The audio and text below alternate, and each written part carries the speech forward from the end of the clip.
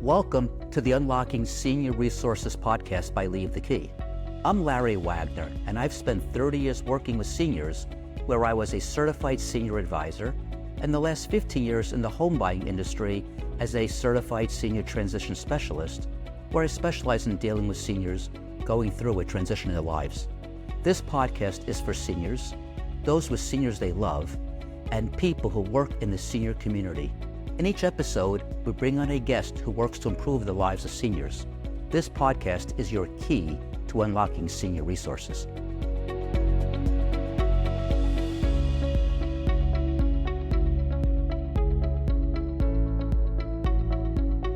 Hello, today we're here with Rebecca and Dana from Livewell Care Management. Welcome. Thank you. Hello, Rebecca, Dana.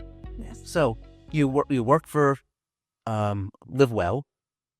How did you get to work for this company, each of you? How did you get to this industry, if you will? Well, Livewell Care Management is a company that offers individualized concierge care management for older adults. And so I think we both have different stories as to how we got to this point. For me personally, working in senior living for many years, social model day programs, AARP's headquarters. As a social gerontologist, I've worked in a lot of different areas. Social gerontologist? Yes. I never heard that term. Yeah, most don't. Right. So I say social gerontologist really because most people don't know what a gerontologist is. In fact, they think it's a geriatrician, Right. which a geriatrician is a physician who focuses in older adults. That's their focus. But when I say gerontologist, they think I'm a doctor. My mother is very proud of that, but that's just not accurate. So I say social gerontologist because it's almost a little bit of this gerontological twist with the social work element to it. I'm not a social worker, but as a gerontologist, working in many disciplines over the last 20 plus years, it really brought me to a place where I wanted to be in that intimate place with our clients, where we are providing them very individualized care, very high-touch, white glove. Right. Certainly, you do get that in senior living or in all sorts of areas of the aging world. But care management is very special in that way. And certainly Dana has a little bit of a different story in her roadmap to this point. I see the what's the word you used? Concierge component in the words you're using. Yes. So I am an occupational therapist by trade, and I have spent just about my entire career working in nursing homes and in very involved with geriatric care and senior care. This is kind of a nice segue to get out of the focus solely on treating the client when they're like in crisis mode, right, to move into being a part of their home life and being a part of their entire being, right. And not just when they're in the nursing home or when they're in an acute rehab setting. So this is kind of a nice segue to be able to transition into. Interesting distinction. Most of the people I speak with are in that crisis mode. Mom and dad are already in a facility, Sure. or they need a stair climber or stair lift. Or there's always something they need now. Right. Now. Right. And you don't have that. You're the, Well, that's actually what we do. It's but you do it as well. It's funny you say that because, I think so much of what happens with our clients is crisis mode. Okay. And I say our clients, not just care management, but in the whole field of aging. So if you're speaking to an elder law attorney, if you're speaking to a geriatrician, if you're speaking to a wealth manager who focuses with some older adult needs, senior living. Not a lot of these individuals are coming to the table when they are thinking about the future and, well, we should get ahead of this. Most of the time, it's something has happened, crisis moment, right? Somebody passed and where are the advance directives, or where's the paperwork, or where's the access to the accounts, or mom fell and we need to be in assisted living, or we need to talk about a skilled nursing facility. So I think to your point, very often there is crisis mode in so much of what we see. But what we also support with is helping our clients and their families, kind of move through the stages of the aging process without getting, hopefully, without getting to that crisis moment. But if they do, we're there. It's definitely a family. Dealing with seniors is a family affair. Yes, absolutely. I've done it with my folks, doing it with my in-laws right now. And it's I don't want to say 24/7 job, but 24/7 awareness. Yes. And there's so many legs to dealing with seniors, from the financial need to the cognitive need to the physical need to the housing. And this, you can go on and on and on. Right. So notice that you're dealing with that of all. Well, I think one of the most important things you just touched on is the caregiving piece. Right. And you're right. It is a 24-hour awareness. And for some, it is their second job. Right.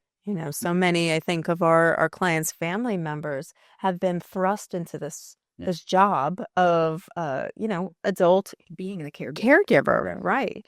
And the impact that it has on those individuals is really quite profound. And I don't think we focus on that enough because we're focused as, a community on the client. Right.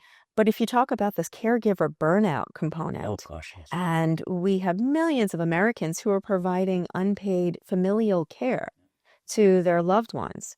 So, and you talk about your sandwich generation.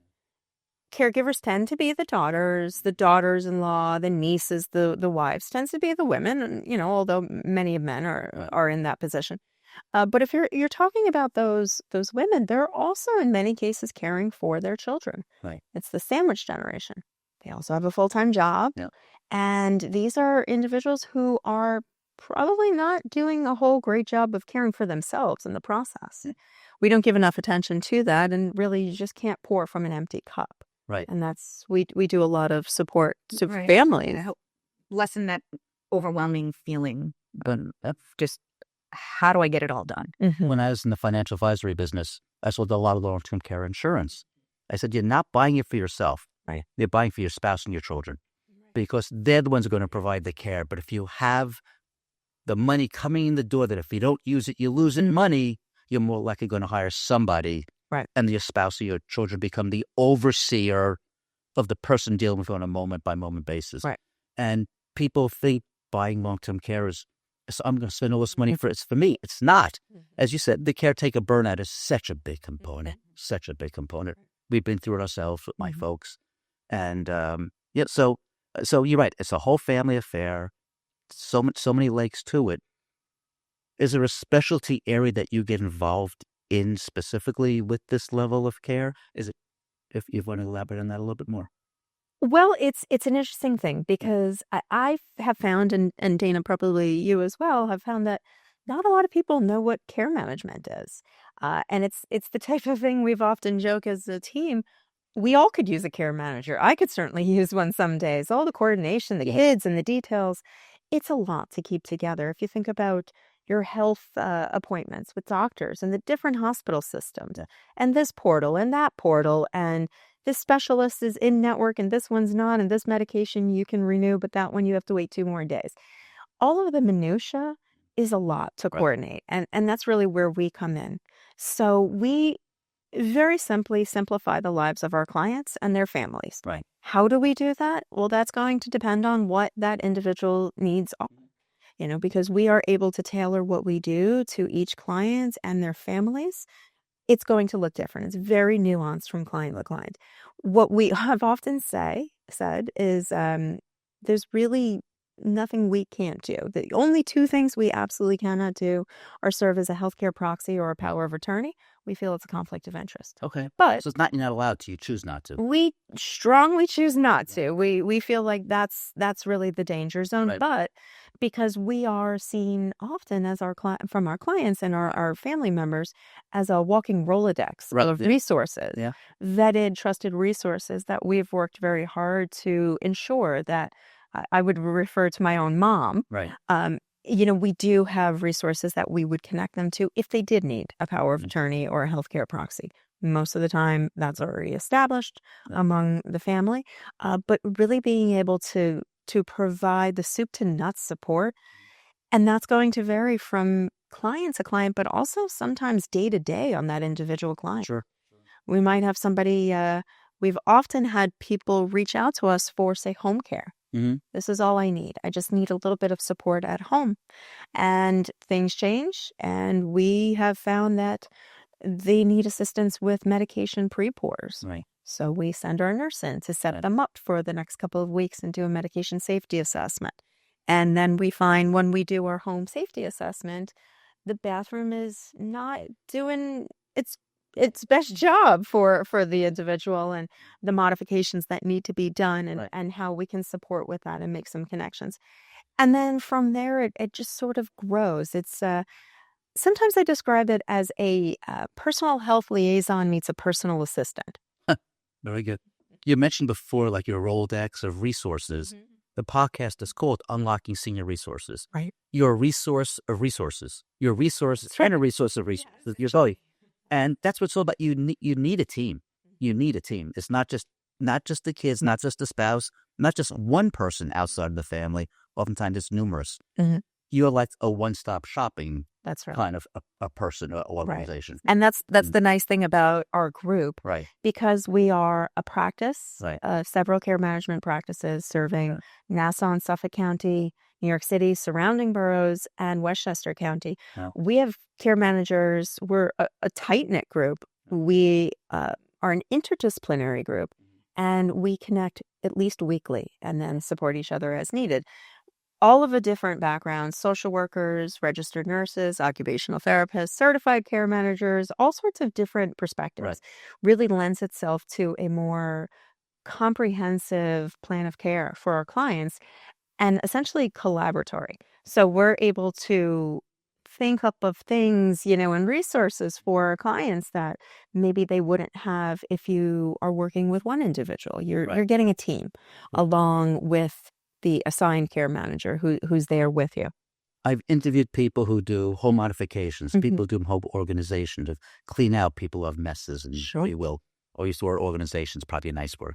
That's the word they use, but or people who find you home care people, but you're always finding another person to do the work.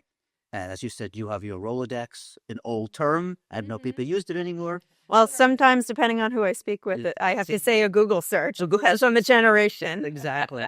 I had I had a Rolodex on my desk for years. Sure. But a big one too. But anyway, they had all my clients in it, so it was a lot of cards. But I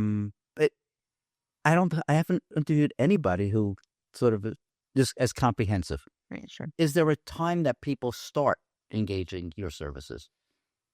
Well, I think it varies. Yeah, there's really no time too early to start. The more proactive, the more time to plan, to organize, to create that care plan, the more comprehensive it can be. But again, that last minute reactive, oh my gosh, mom just fell, I don't know what to do. Right. Please send help. Right. So there's really no set start time. Correct. Obviously, longer the better to plan. Right. We have quite a few clients who have retained our services but don't need us. Okay. And they've retained our services for really insurance for themselves and assurance. Right. Knowing that they feel set, they're good right now. Right. Things are going well, but they know that might not be their reality as things change in the future. And so they want to know that they can just pick up the phone and say, it's go time. Now I need your support. Right. Excuse me. We still stay in touch with them. Mm-hmm. We have a certain cadence, Right. and that builds a relationship of trust as well. Sure. Other clients will come to us. It's a family member. It's another professional colleague in the field who will put us together, and something has happened. Like Dana said, a fall, that life-changing fall, crisis moment. Maybe a spouse has died, and one compensated for the other for some time.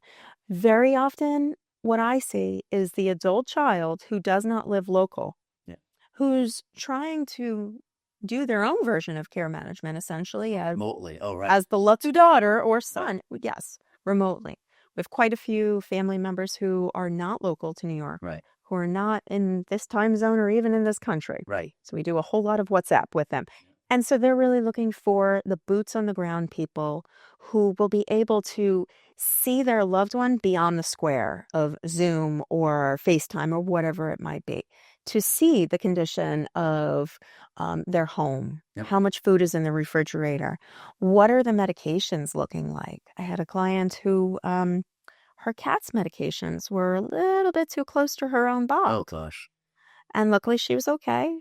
But little things like that, or seeing the way that look, we are a resourceful bunch. We make do with what we have, but it doesn't always mean that it's safe. Right. And so that's why we also do a home safety assessment, just to ensure that everything is set up in a way that's setting up these clients for success.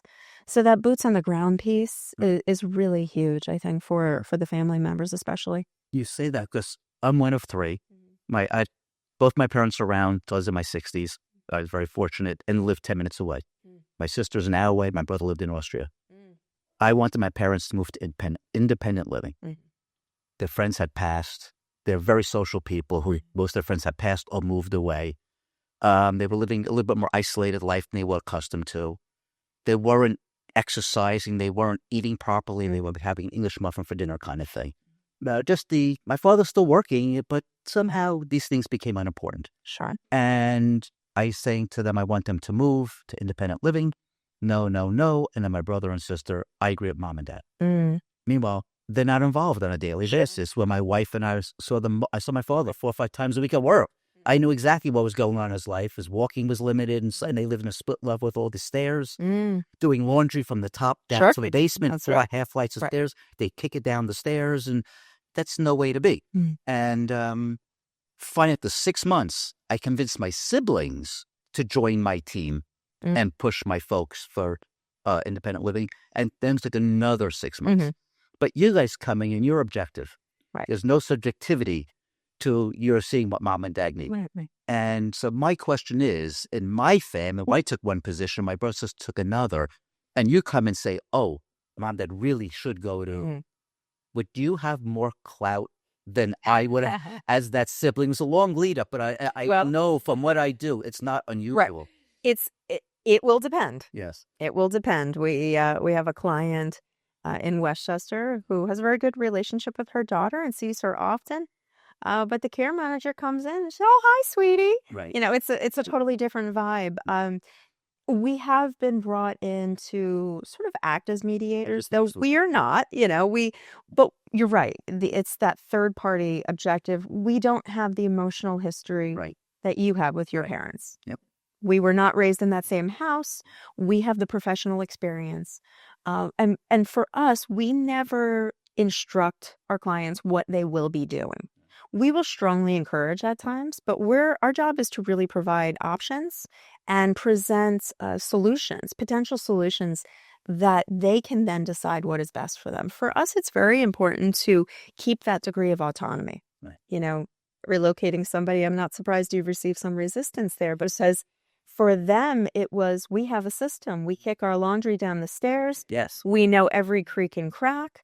And to come out, that's right. And to come out of that environment in some ways really represents a loss of autonomy and a loss of the past. Absolutely. And acceptance of, this is my new reality.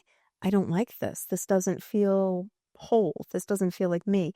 So, whenever possible, looping the client into the decision-making process with a strong hand, maybe secured, because of course the safety cannot be compromised by autonomy, but the two have to be balanced. So we do a whole lot of that. Our team really, we have some tricky ones. We have a client who has more moderate dementia at this point. She has AIDS with her. Her family wants her to be taking regular showers. Right. But for physical reasons and psychosocial reasons, it's not something that she's really eager to do. Right. And the ordeal of getting her into the shower has been very upsetting to her. Right. Makes her very angry, makes her emotional. And so there we have to balance what the family wants, what the client wants, maintaining a safe hygiene for her. So really sort of pulling back to understand, well, instead of asking her, would you like to take a shower? Asking her, can you describe for me what a shower is? Because we're talking to somebody who has a more progressed dementia diagnosis. So her interpretation of a shower might be very different than what you or I might be considering.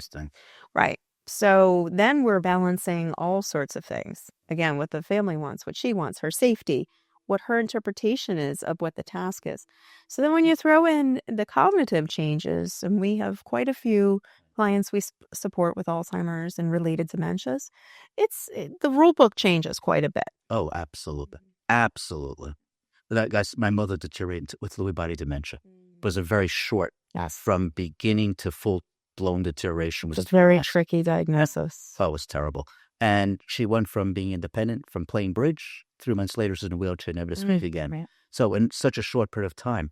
And it was that transition. My father said, I can take care of her. Right. Until he called me at 11 o'clock at night. You have to pick mom off the shower the floor. Right. We both fell together. Right. I got up, but I can't get her up. And that's when I said, it's time for a full-time aide. And that's what it took. So they moved to independent living, but then they didn't want an aide. Right. Now, the aide was 3 years later. 2 years later. Right. So, but it's such an emotion. And for me to sit there and have to go pick naked mom off the floor, it's not really... You didn't sign up for that. I didn't sign up for that. And mom didn't sign up for that. So more mom than me. And so people have to realize you need this outside assistance. It's so important. Don't want to concede that we're getting older. Right. Number two, the kids don't want to concede that mom and dad are getting older. Number three, nobody wants to spend the money. And as a financial person, I always tell my clients, the money is here for you. Right. And anything you leave for the kids is a consolation prize. I'm sorry, mom and dad are gone, but here's your parting gift. And that's what I tell them. You have no obligation to leave money to your children. I said, you need them. You've worked hard. The money's for you. The money's number one for your care. Number two for your enjoyment. But your health comes first. And it falls on deaf ears so often. So often that older generation, I'm not spending it. The idea was just to save. They're going to say money's never to be spent. Right. And now suddenly you're telling them spend all this money because care is expensive. No matter what level of care you're getting, it's expensive. Whether it's home care or in a facility here on Long Island, you hat and forget about it. We like to consider it as an investment. Yeah. Right. It's an investment in, like you said, you're not taking your money with you. Right. Right. And you might have gotten a care policy, a long-term care policy for the rainy day. And so often clients will say, oh, I'm waiting for the rainy day. Well, it's pouring. Right. It's pouring. Oh, that umbrella is fully up, but you're right. And I think that's with this generation, especially, we're seeing that resistance.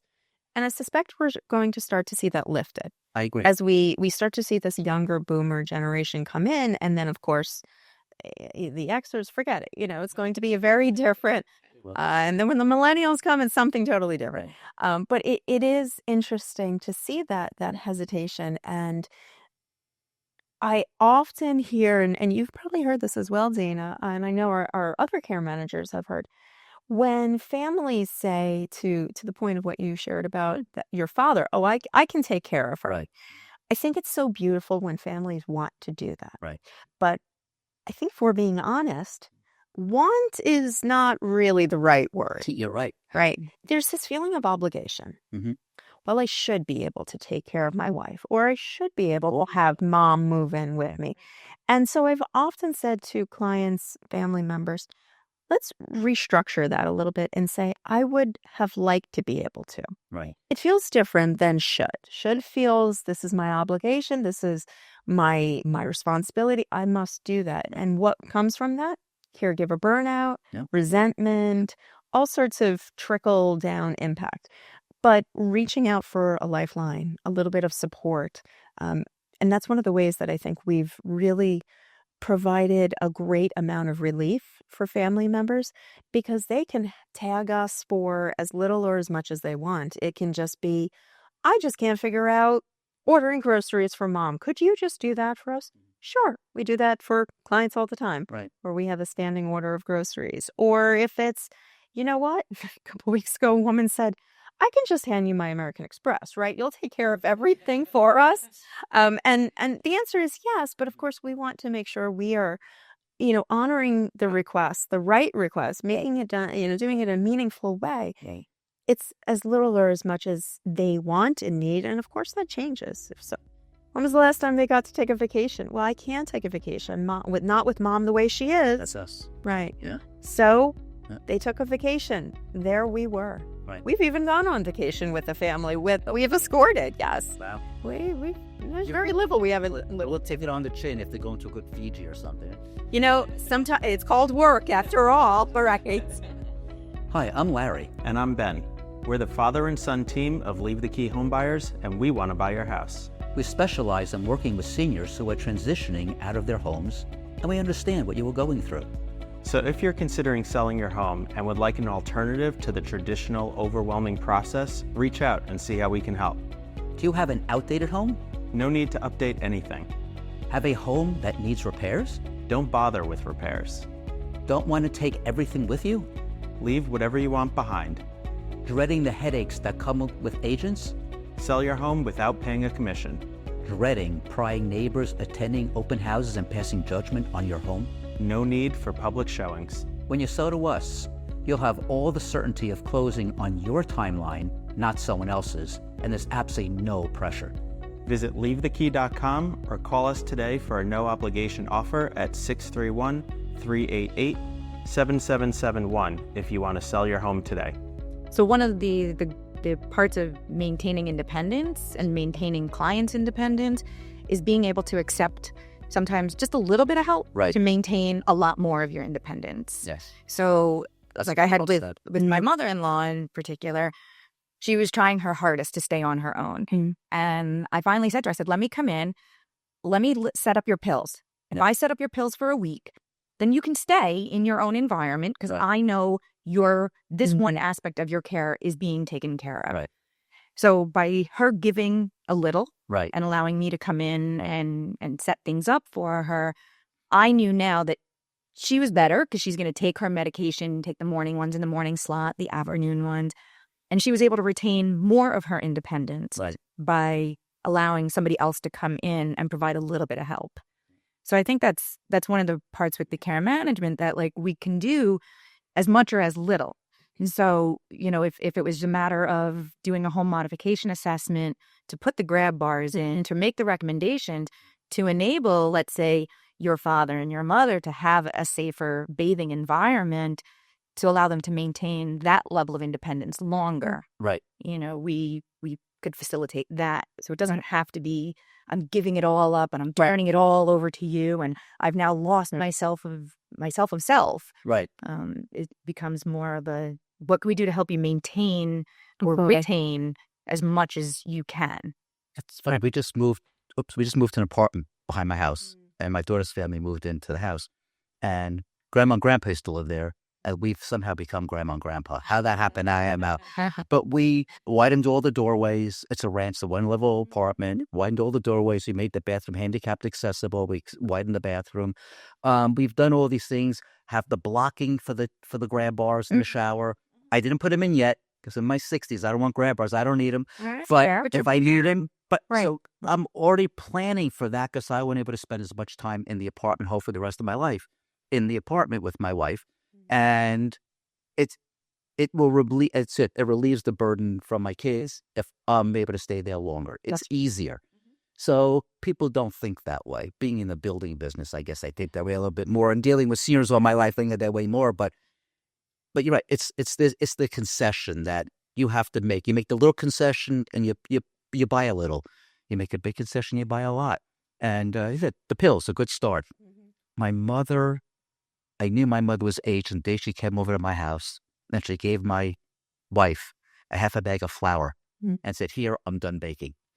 So she said, and we knew that was the first time, that was actually the second time she relinquished responsibility. The first time my parents traveled around the whole world. And I mean, 120 countries around the world. Yes. And they came back from some trip right before Passover. She didn't have time to go for Passover. She goes, "Beth," before she went, "can you do Seder this year?" And my daughter said, "Sure." She goes, "But I'm taking it back next year." Well, that was the last time. She came to Seder again. And then years later, she came with a bag of flour. So I was watching her. Right. It wasn't an aging thing in her mind. It was, I'm done with this. That's right. But when it came to going to a facility, that was an aging thing. And her comment was, it's the place you go to die. Sure. Which I hear that all the time. It's the place you go and die.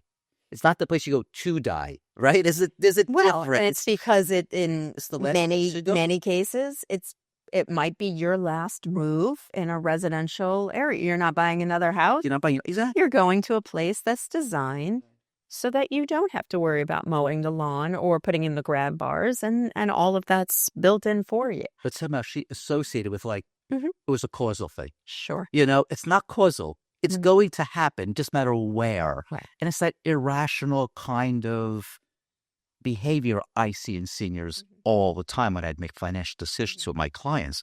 Sometimes you beat your head against the wall. Sure. Because these are my clients who are retired educators, administrators in schools, and the decisions they're making are so ridiculous, and you realize it's not them anymore. It's a shell of them or part of them. Well, and also I think what is them still very much is what's very much alive in all of us. Yeah. Being put into a spot that you don't feel you fit. Yes. Right. And being told this is your new reality, and being told you no longer have these things. The growing old process is not easy. Right. There's a lot of loss, and it's not just loss of, friends and siblings, the contemporaries, loss of parents. There's also loss of independence. Your physical faculties. How often are we talking about, so-and-so shouldn't drive any longer? Well, that's lost for so many of us, especially here on Long Island. You're probably driving most places. In the city you can walk, but on Long Island you need that car. That's who you are. So having those keys taken away or having your car taken away, I can't tell you how many times I have seen people have their cars taken away, and we see a change in their cognition, in their mental health, in their willingness to participate, engage, their affect. It's loss. It's that sense of self that starts to, somebody else is writing your narrative. Right. We're independent for so long, and then suddenly, so it's almost not even aging's fault. Right. It's because it's like what society is saying, well, she can't drive anymore. Let's take that car away. And again, we come back to safety. Is that safe? But it's also, how can we approach this so that the individual doesn't feel that we are stripping them away, plucking feather by feather, and now they're a bald chicken. That's plucking feather by feather. You're right. Taking the car away, moving here, doing this. I'll do the pills. I'll do your accounting for you, back you. Right. You're right. And we think we're helping, right? Because as caregivers, this is a natural inclination of, I am helpful. I feel better. Right. It's a little selfish. That's such discussion I have with my wife all the time. Her parents still around. Father's going to be 97 this summer. Why? And my mother-in-law is going through some issues, and he feels like he's not pulling his weight. He says, you're going to be 97 years old. You have no weight to pull anymore. We'll pull your weight for you. But my wife doesn't know when to turn it off because she is a caretaker par excellence. But part of being a caretaker is this component of caretaking. I'm not sure which part of my body, maybe both. And yes, you can bring them food. Yes, you can drive them places. And that's so important. But when they say, I want to do this, sometimes you have to let them do something. And we have this discussion on a many times a week basis. Let dad do this. Let mom do this. Nah, but it's easier for me to do it. It doesn't matter that it's easier for you to do it. Yeah. So it's hard. It's very hard. I drove my father to the post office the other day, and I was taking him to see my mother-in-law, and so he wanted to get out and go into a post office. I said, no, I'll do it. It's a matter of putting him in a chair, and that didn't make any sense. But if he was more ambulatory and he could walk around, I said, okay, you do that, get your walk and go to the post office. But you have to know when, and it's so hard. As you said, you're being selfish. You're being in a crazy kind of way. You're not. I just want to be a great caregiver. Usually it's so much easier. Right. I can do this. But you're right, though. It's easier. Right. It's like with your little kids. I'm going to put my shoe on when you're 2 years old. No, let mommy put your shoe on. Right. Just, you put her on a shoe on. You got to go. So, life's a circle. It's a balance. And so what you did for your kids, sometimes you got to do for your adult parents too. But you got to know when, as you said. Mm-hmm.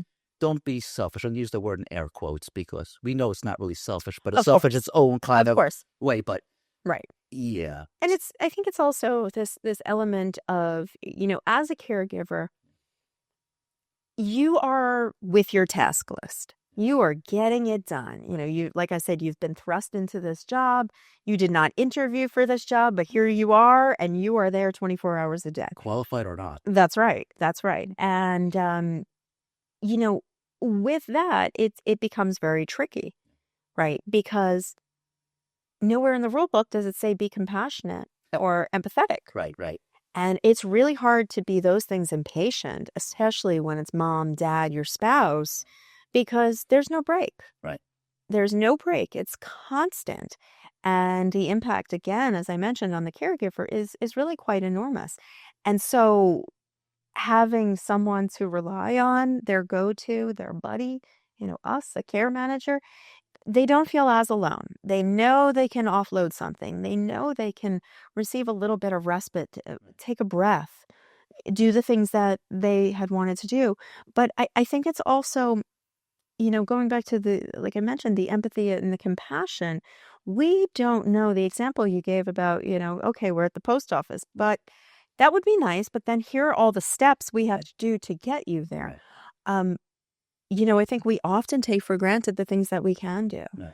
And whether it's driving somewhere or showering ourselves, that's a tough one. Someone comes in the morning, rise and shine. First day on the job for me, I'm going to go ahead and give you a shower. You're going to do what now? Right. It's a very intimate thing. Toileting somebody. Yes. So huge. That is not something we want somebody doing with us or for us. Correct. Right. And it can be it's a very proud generation. We're all proud. We don't want that to be taken away from us. One thing that I do with certain groups is a little bit of a sensitivity training where it's replicating some common aging issues. Right. And having them put on some special glasses or special shoes or being confined to a wheelchair and then having to rely on a buddy to get done their tasks. And it's a little bit of a humbling moment where you really walk in somebody's shoes. Yeah. And I mean, that's just a lesson for any of us at any point in life, even children. Right. You just don't know what somebody else is going through or what they're experiencing or how they're experiencing it until you've really walked in their shoes. So it's a very tricky thing at times. That's very interesting. Because we don't really relate. We can't relate if you haven't experienced it, even in a pretend universe, which is more than the rest of us have experienced it until we are going free. Yeah. So that's really, really very interesting. Huh. But question for you. So if I had to rattle off some things that you guys do, it's like bill paying. Would that be an activity that you're involved with? Or? So we are very mindful to not give out legal advice, to not give out medical advice, to not advise financially. But you have your Rolodex. We do have our Rolodex or Google search. Right. We have the people. We can always take our clients to a certain point. Got it. And sometimes it's enough. Right. So, for example, one of our care managers in the city, she works with a gentleman right on the Hudson River. Beautiful, beautiful view. And she's with him several hours a week, organizing and sorting through his office. Right. This is a man who has all the paper in the world. Right. And every piece is important. Yes. And if the children came in and said, Dad, this stack is hereby garbage, that's going to be a huge problem for him. So the care manager sits with him and they go through and he does tell her a story about just about every single piece of paper. But I think this is also a little social too. Yes. This is a nice excuse for him to have a buddy to talk to. He's an intellectual. He loves talking to her about his experiences as a scientist. And so they sort through the paperwork. They sort through the charities that he wants to donate money to. She's never signing checks. Right. But she might help to prep things for him. Same thing goes for any health issues. We have registered nurses on our team. They are not providing medical advice, but they have a different skill set and knowledge base to be able to support family members or the clients to say, you need a cardiologist for this. Here are some that we've worked with that our clients have really liked. That's interesting. Mm-hmm. And it could be legal, financial, those types of resources. We do the best needs matching that we can. Again, we take our clients to a certain point. There's a lot that we can do. Very seasoned group of professionals. We've all been working with older adults for really decades upon decades in various disciplines. But we know when to then do a warm handoff to somebody who we know they would be in very good hands with. Right. That's important. Because you have to know what you're capable of, or That's right. You have to know what you know and know what you don't know. That's right. We will never compromise our clients. This is their lives. So we're sort of like the general contractor. Right. We have our subcontractors, your plumber and your electrical and all that stuff. I just said to my handyman yesterday, I know better than to deal with the electrical. I call you for that. So we think of that in the same way with the care management. We know what our line is, Right. and then we know when to make that warm introduction to somebody who is going to take them home. Right. Perfect. Well, that analogy with the general contractor was a perfect analogy. So is there anything you'd like any specific service you'd like to mention that we haven't discussed so far? Well, I think like what we've said, it's so diverse what we can offer. I tell people they are better off having a conversation with us. We offer a complimentary consultation, so that way they can really understand what it is we do and can do for them. And I think the very special thing about what we do is it's ever changing for that client. Right. What they need today might be very different than what they might need in the future. So it's really becoming part of the person's life. We're there when they need. We're not there when they don't need us and things are good, and that's perfectly fine. We don't mind waiting there and giving them some peace of mind to know that we're just a phone call away. And so it's really throw something at us and ask us. And if we can't do it, we will tell you, or we will put you in touch with somebody who we trust to be able to do that for you. So again, it's like having that personal health care liaison, because we do a lot of support around the medical appointments and the systems and all of that maddening doctor stuff. But we also do a lot as it relates to what I might call more personal assistant tasks and everything in between. I think being a 24-hour service is an incredible thing for people. They just know if something happens in the middle of the night, we're a phone call away. No, that's very We're there for them, a live person. Well, that's very interesting. 24 hours. 24 hours. Wow. I would not have asked you that question. I'm glad you brought it up. Normally I ask, if there's one takeaway, what would it be? But it sounds like the last thing you said is the takeaway. But if you have something else you want to add to that, be my guest, because it seems like you were perfect. I'm listening to you saying, that's the answer to the question for the best in America. But is there anything else you want to add to that? If there's one this way for someone to know. I think it's also just highlighting what Dana had said earlier in terms of, the timing. Right. Why care management and when? And I think the huge takeaway is anytime. Anytime, right. Any age. We have a client who's 43, who's quadriplegic, and we're there to coordinate all of his needs. And so it could look like that. It could be a much older person. Again, our clients look different based on whatever is going on for them. But that, I think, is one of the main takeaways is give us a call. Let's have a conversation.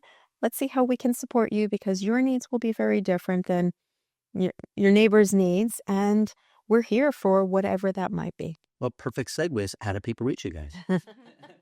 So they can always reach out to, they can call me directly or Dana directly. Dana is here on Long Island, whereas I cover all the various areas as the director.